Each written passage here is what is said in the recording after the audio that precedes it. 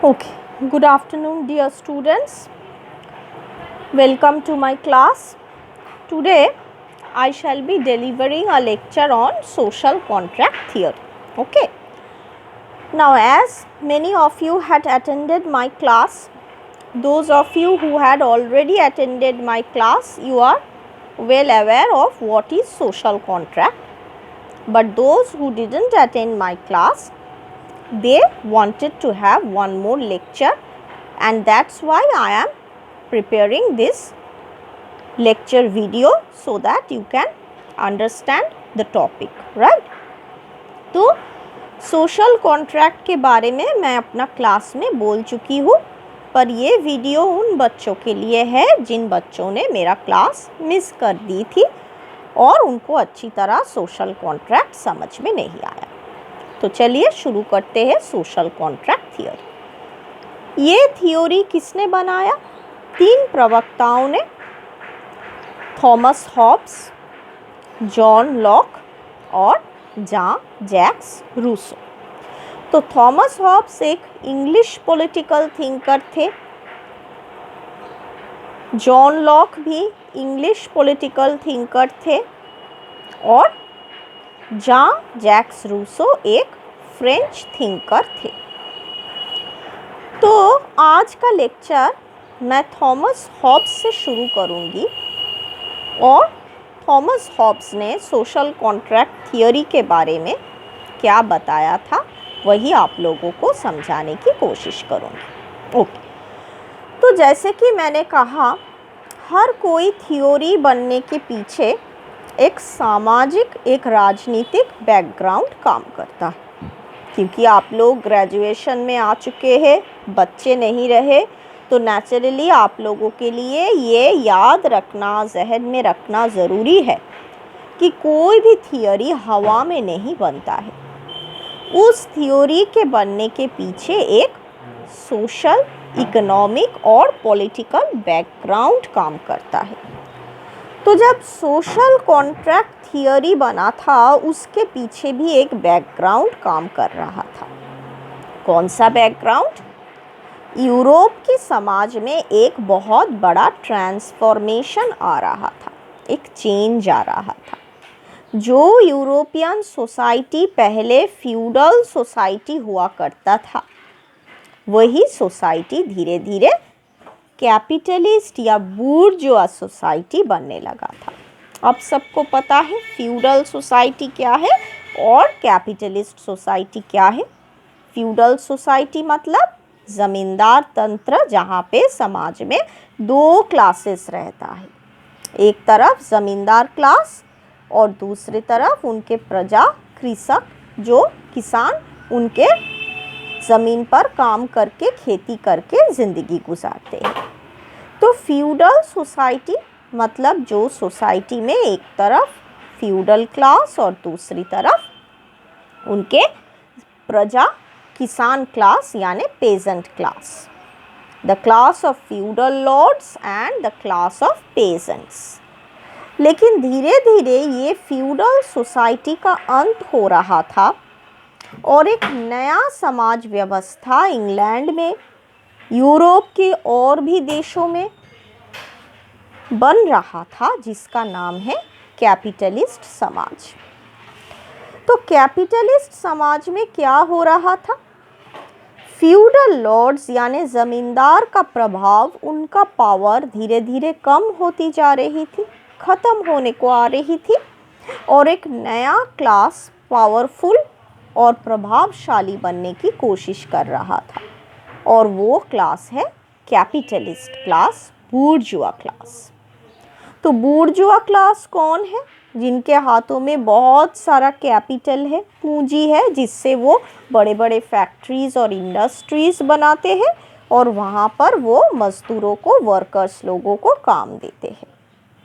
तो आप बोल सकते हैं कि ये जो सोशल कॉन्ट्रैक्ट थियोरी बन रहा था, इस थियोरी का मुख्य उद्देश्य ही था, मकसद था, किस तरह से इन बूर्जुआ क्लास को मदद करना ताकि ये क्लास सोसाइटी में पावर और इन्फ्लुएंस दोनों को हासिल कर सके। मैं क्या बोल रही हूँ, जैसे जैसे यूरोप की समाज फ्यूडलिज्म से गुजरकर कैपिटलिज्म की ओर जा रहा था, तो लोगों को एक ऐसा थियोरी की ज़रूरत थी जो थियोरी कैपिटलिस्ट या बूर्जुआ क्लास को समर्थन करे और इनको प्रभाव और ताकत हासिल करने में मदद कर सके। तो सोशल कॉन्ट्रैक्ट थियोरी इस मकसद से ही बना था। अब देखिए, थॉमस हॉब्स जिस वक्त इंग्लैंड में थे, उनकी पैदाइश का साल है 1588 और वो जिस समय इंग्लैंड में रहते थे वो वक्त था 16th सेंचुरी इंग्लैंड, राइट। तो उस समय इंग्लैंड की राजनीतिक परिस्थिति कैसा था? इंग्लैंड में मोनार्की यानी राजतंत्र चल रहा था और उस राजतंत्र में जिस पर्टिकुलर राजवंश की राजा लोग शासन कर रहे थे वो सब थे स्टुअर्ट राजा।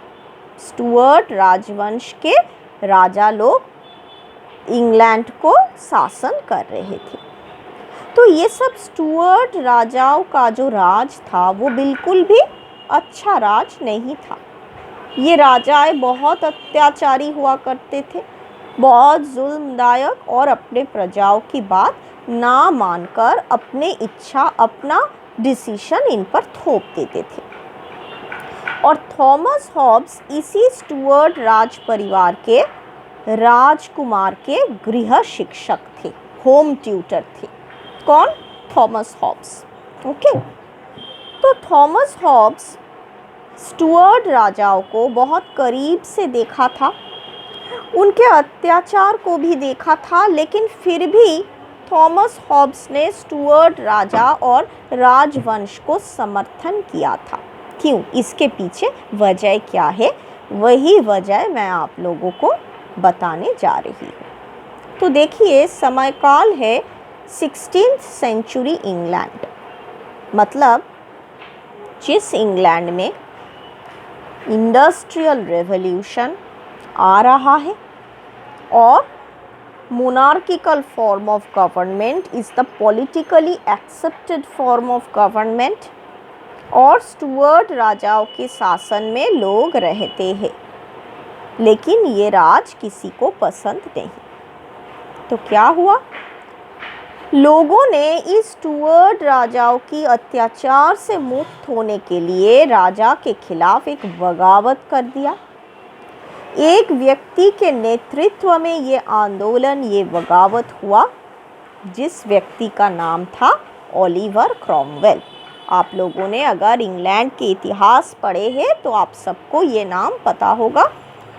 ओलिवर क्रॉमवेल के नेतृत्व में जब लोगों ने स्टुअर्ट राजवंश के खिलाफ बगावत की, तो स्टुअर्ट राजाओं का राज, उनका शासन ख़त्म हुआ और इंग्लैंड में एक रिपब्लिक यानी कि एक लोकतंत्र, एक प्रजातंत्र प्रतिष्ठित हुआ और एक इंस्टीट्यूशन बना, जिस इंस्टीट्यूशन का नाम था कॉमनवेल्थ। तो ओलिवर क्रॉमवेल के नेतृत्व में लोगों ने इंग्लैंड को मोनार्की से बदलकर एक रिपब्लिक बनाया, एक इंस्टीट्यूशन बनाया कॉमनवेल्थ के नाम से, और लोग इंग्लैंड को शासन करना शुरू कर दिया। तो ये कौन सा समय था? तकरीबन 1649, जब ओलिवर क्रॉमवेल के नेतृत्व में ये कॉमनवेल्थ और रिपब्लिक इंग्लैंड में प्रतिष्ठा हुआ। लेकिन प्रॉब्लम क्या हुआ? शुरू में ये कॉमनवेल्थ बहुत अच्छी तरह काम कर रहा था, लोगों को प्रजातंत्र का शासन भी पसंद आ रहा था, लेकिन धीरे धीरे इस प्रजातंत्र के अंदर, इस कॉमनवेल्थ के अंदर फ्रैक्शन फाइटिंग शुरू हो गया। What is the meaning of that? दो ग्रुप ऑफ लोगों के बीच एक स्ट्रगल शुरू हो गया कि लीडरशिप किसके हाथों में रहना चाहिए। तो कॉमनवेल्थ का लीडरशिप जिन लोगों के हाथों में था, उनके साथ दूसरा एक ग्रुप का स्ट्रगल शुरू हो गया जिस ग्रुप के हाथों में लीडरशिप नहीं था। तो पावर को हासिल करने के चक्कर में दो ग्रुप्स में जब फाइटिंग शुरू हो गई, तब देखा गया कि कॉमनवेल्थ अपना पर्पस सर्व करने में असमर्थ हो रहा है। कॉमनवेल्थ का पर्पस क्या था? मोनार्किकल फॉर्म ऑफ गवर्नमेंट के बुरे इफेक्ट से लोगों को बचाना और एक सुशासन प्रदान करना। लेकिन जब प्रजातंत्र भी इस सुशासन को प्राप्त करने में व्यर्थ हुआ, तो नेचुरली ये प्रजातंत्र, ये कॉमनवेल्थ भी ज़्यादा दिन तक नहीं बच पाया। 1660 तक इस कॉमनवेल्थ का अंत हो गया, प्रजातंत्र टूट गया और फिर से इंग्लैंड में स्टुअर्ट राजवंश का शासन वापस चला आया।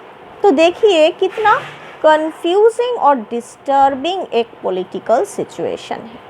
लोगों को समझ में नहीं आ रहा है कि कौन सा शासन व्यवस्था उनके लिए अच्छा है, राजतंत्र या फिर प्रजातंत्र, ओलिवर क्रॉमवेल का कॉमनवेल्थ या फिर स्टुअर्ट राजाओं का शासन।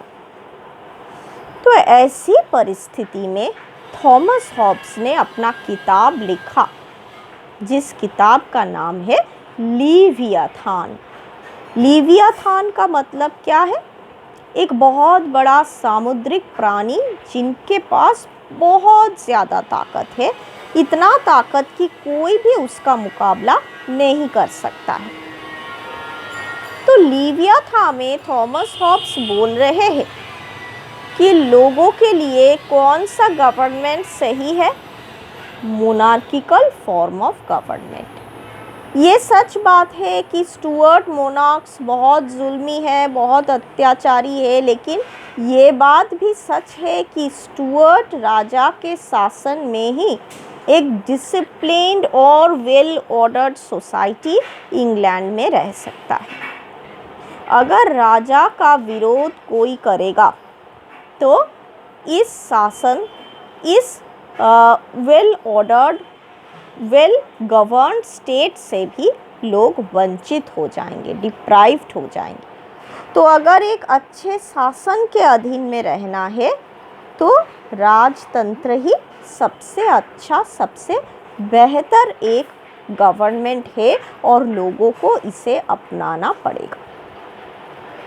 तो थॉमस हॉब्स ने कहा कि इस सिचुएशन से बाहर निकालने के लिए, बाहर आने के लिए लोगों ने आपस में एक सोशल कॉन्ट्रैक्ट बनाया।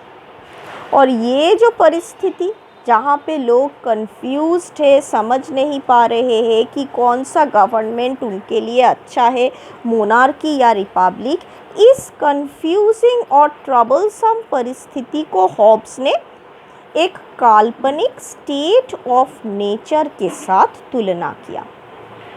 तो स्टेट ऑफ नेचर यानी कुदरत की, प्रकृति की वो राज्य जहाँ पर कोई गवर्नमेंट नहीं है, कोई स्टेट नहीं है और लोगों को पता भी नहीं है उनके लिए क्या सही है और क्या गलत है।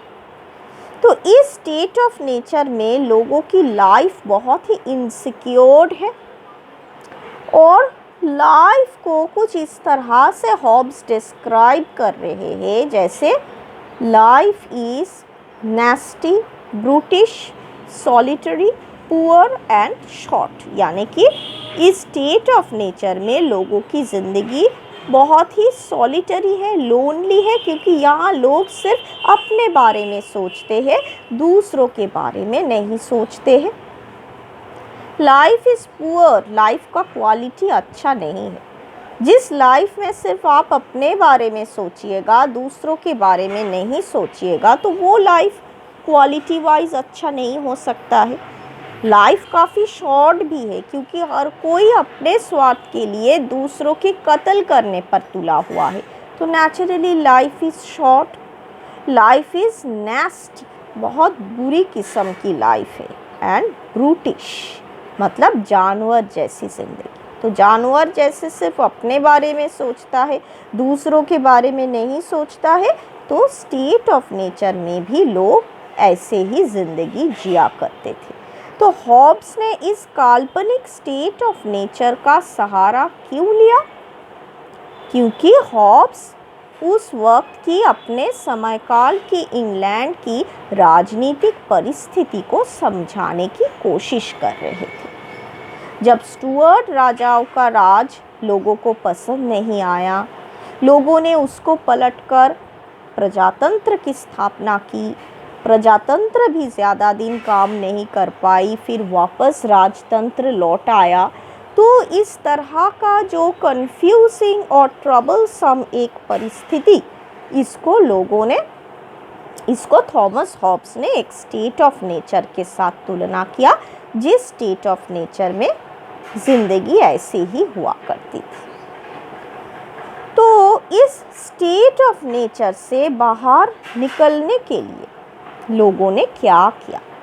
कॉमन पीपल ने आपस में एक कॉन्ट्रैक्ट बनाया, एक एग्रीमेंट बनाया, एक सोशल एग्रीमेंट या सोशल कॉन्ट्रैक्ट बनाया, जिसके ज़रिए लोगों ने एक स्टेट और एक गवर्नमेंट क्रिएट किया।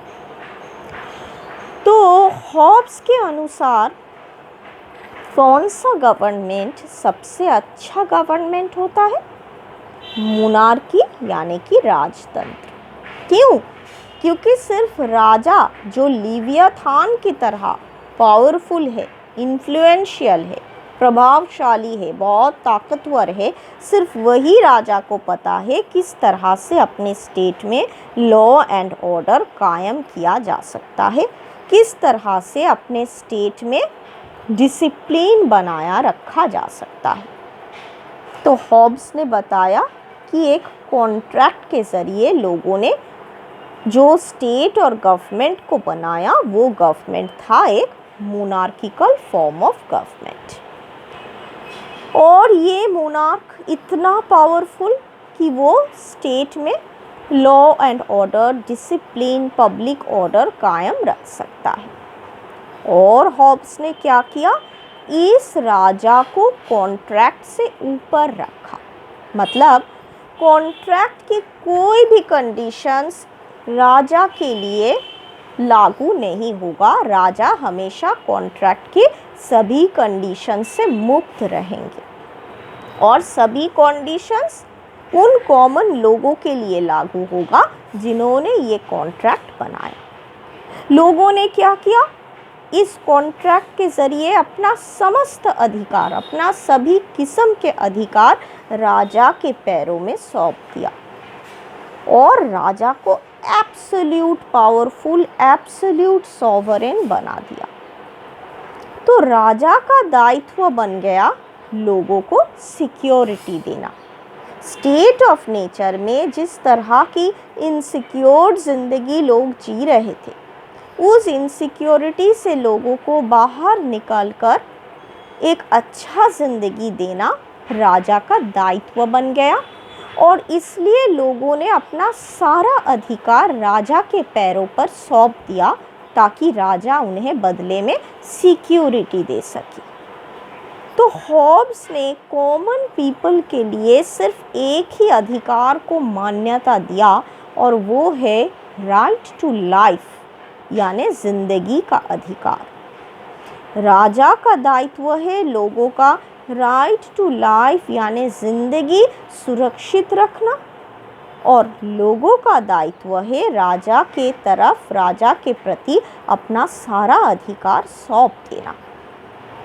तो हॉब्स ने राजा के खिलाफ रेजिस्टेंस का पावर को स्वीकार नहीं किया।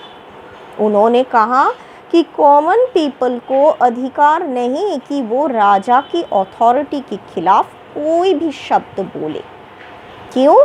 क्योंकि अगर राजा की अथॉरिटी के खिलाफ कोई भी विरोध करेगा तो उसका नतीजा होगा फिर से स्टेट ऑफ नेचर जैसा एक बहुत ही एनार्किकल और भयानक ज़िंदगी में वापस जाना। तो हॉब्स एक्चुअली लोगों को याद दिलाना चाहते थे कि स्टुअर्ट राजाओं का विरोध करके लोगों ने कितना बड़ा गलती किया। लोगों ने स्टुअर्ट राजा का विरोध किया प्रजातंत्र बनाने के लिए, लेकिन प्रजातंत्र ने दिखा दिया वो सही तरह से राज्य संभाल नहीं सकता है। तो अगर राजा का कोई भी विरोध करेगा तो उसका नतीजा होगा फिर से स्टेट ऑफ नेचर के उस भयानक एनार्किकल सिचुएशन में वापस जाना। तो हॉब्स ने राजतंत्र को ही एस्टैब्लिश किया, एक अल्टीमेट फॉर्म ऑफ गवर्नमेंट जिसे हर किसी को स्वीकार करना है। लेकिन एक एक्सेप्शनल सिचुएशन की बात उन्होंने किया, जिस सिचुएशन में कॉमन पीपल को अधिकार दिया गया कि वो राजा का विरोध कर सकता है। वो कौन सा एक्सेप्शनल सिचुएशन? अगर राजा किसी का लाइफ या जिंदगी छीनने की कोशिश कर रहा है बिना किसी वजह, तब लोगों को राजा के खिलाफ रेजिस्टेंस या विरोध करने का अधिकार है। राजा का दायित्व क्या है? लोगों का राइट टू लाइफ को सिक्योर्ड रखना, सुरक्षित रखना। लेकिन अगर राजा इस राइट टू लाइफ को सिक्योर नहीं कर पाता है, तब लोग राजा का अथॉरिटी का विरोध कर सकता है। लेकिन इसके अलावा दूसरा कोई भी परिस्थिति में राजा की अथॉरिटी के खिलाफ लोग कुछ भी नहीं बोलेंगे। So that is the Hobbesian social contract, जिसको बनाया गया 16th सेंचुरी इंग्लैंड की राजनीतिक तनाव, पॉलिटिकल डिस्टर्बेंस से मुक्ति पाने की ख्वाहिश में जिसको बनाया गया। और इस सोशल कॉन्ट्रैक्ट के ज़रिए एक एब्सोल्युटली पावरफुल मोनार्किकल गवर्नमेंट की स्थापना हुई, जो लोगों को राइट टू लाइफ दिलवाएगा। तो स्टेट और गवर्नमेंट ऐसा इंस्टीट्यूशंस है जिनका काम है लॉ एंड ऑर्डर और सिक्योरिटी को सुरक्षित करना, लोगों को एक डिसिप्लिन्ड लाइफ देना, सिक्योर्ड लाइफ देना, और बदले में लोग अपना सारा अधिकार मोनार्क जो उस स्टेट का हेड है उसके पैरों तले रख देगा। और लोगों को ये हक भी नहीं कि वो राजा के खिलाफ कुछ भी बोले, क्योंकि ये राजा कॉन्ट्रैक्ट के ऊपर है। कॉन्ट्रैक्ट के कंडीशंस इन पर आरोप नहीं होती है, और इस राजा का विरोध करने का मतलब है फिर से स्टेट ऑफ नेचर जैसे एक नेस्टी, ब्रूटिश और सॉलिटरी और पुअर लाइफ में वापस जाना। सो that is the social contract theory prepared by Thomas Hobbes.